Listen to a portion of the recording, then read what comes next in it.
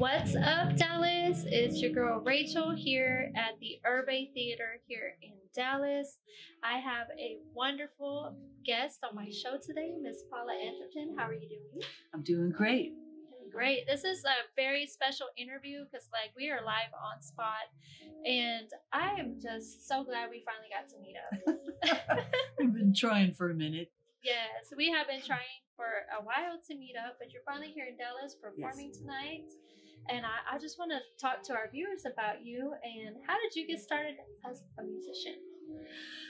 Actually, in elementary school, I started singing first, and I was always in chorus and like that. And in New York, where I'm from, in fourth grade, you're allowed to pick an instrument. Mm-hmm. So I think I wanted to play drums or something, and they weren't really with that. They were like, "Why don't you play the flute?" And I was like, "Flute?" I just wanted to play an instrument. I really didn't care what it was. Mm-hmm. So I started to play flute in fourth grade when I was 9, and I would listen to shows on TV and try to play along with a theme song, or try to play along with the radio, or I was trying to improvise at an early age. I didn't know what I was doing, and it was too hard. You know? And I started to study jazz when I got a little bit older, and I would sing along with Billie Holiday because there's a lot to be learned from that. And then I started to sing horn solos like Lester Young and Roy Eldridge trumpet solos. And I was doing gigs as a singer that played flute, but I felt like I wanted to add another color to what I was doing. I needed another instrument. And I was listening to saxophone players like Charlie Parker and Cannonball Adderley, and decided that I wanted to try to start playing saxophone. The fingerings, a lot of the fingerings are the same between saxophone and flute. So it's just the embouchure that you have to get with, and reeds and mouthpieces and all that kind of stuff. But so I started to study saxophone, and I didn't know I was going to be a writer, but I always kind of felt like my playing and my voice didn't really fit in music that I heard already. So I started to just write my own. Yes. And I tell you, she's super, super talented as well. So you have this album that tonight is your album release. Yes, it is. Will you tell our guests about it? My 7th album drops today, and it's called Dance and Shoes. That's the title track. We're going to be playing that tonight. And it's kind of different from my other albums in that some of them I recorded in their entirety, and then I picked out which singles I was going to release. But this one already has 4 top 10 singles on it. And I love that. And we're going to be able to hear some of that tonight as well. But you as a musician, when you write these songs, they're very personal to you, correct? Yes, sometimes they're very personal. Yeah. So which one, if you could pick out one song that speaks Paula, which one would it be? One of the most personal ones? I'll probably Send Down an Angel. Send Down an Angel? Yeah. I love that. We're not playing that tonight. I wrote that about a friend of mine who passed away and kept her sickness to herself.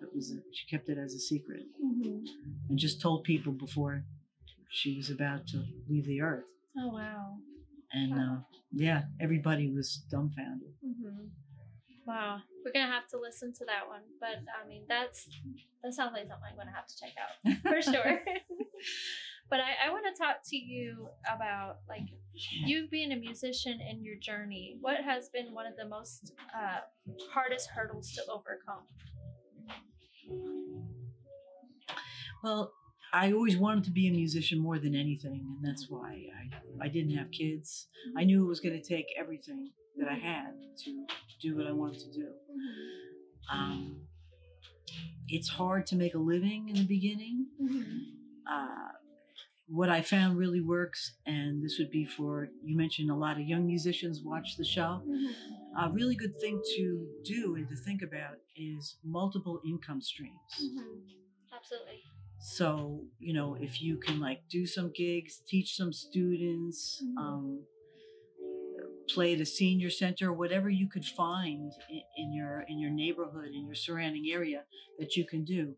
Just relying on one thing, especially when you're starting, isn't good, because if that falls out, then you're in trouble. Yeah. Or even like having a part-time job in the beginning. Sometimes that's a good thing to do. So at least you have money. Yeah, absolutely. I can understand that struggle. Yes, for sure. And that just overcoming that hurdle. But when you're like facing those hard times, how are you able to overcome it? Like, what is your inspiration? What keeps you going? I have really incredible drive to a fault. My husband says I'm the hardest working person he's ever met. I work very hard. Even if I don't have a show, when I'm home, I usually work till about 11 o'clock at night. And that's, practicing, recording, writing, doing business. A lot of radio stations want liners. Hi, I'm Paula Atherton, blah, blah, blah. So, do a lot of those. There's just a million things to do all the time. Absolutely. Now, I would like to ask you, how do you feel having a song that's on the #1 Billboard for the jazz music? Well, I got to tell you, my first #1 was Can You Feel It? And this happened, I'm in New York, right, during COVID. We, like 8,000 people a day were dying. It was a really scary thing going on. And of course, we couldn't go work, couldn't go out. Right.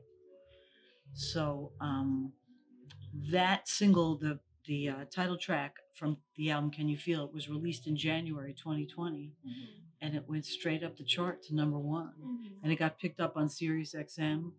I had like 600 pre-orders. I was making money from my music, and I couldn't leave the house. So that it was like a beam of hope. I couldn't believe it. Yes, inspiring. Keep going, keep doing. People are really listening to it, for sure. And I want to ask you a question for you to addressing the young musicians that are watching our channel. What advice would you give them? Do what's in your heart. Don't give up, and don't listen to anybody that tells you can't do it. Because so many people told me that I couldn't, and I didn't listen to any of them. I love that. That's great advice. And we do have a lot of kids that watch it. And look, she is a force to be reckoned with, because she is going to be amazing. We're going to see her perform on the stage tonight. So I do want to tell you, thank you for your time. I know you're about to get on stage, so I really appreciate you being on my show. Oh, thanks so much. Thanks for having me. Absolutely. Thank you, guys.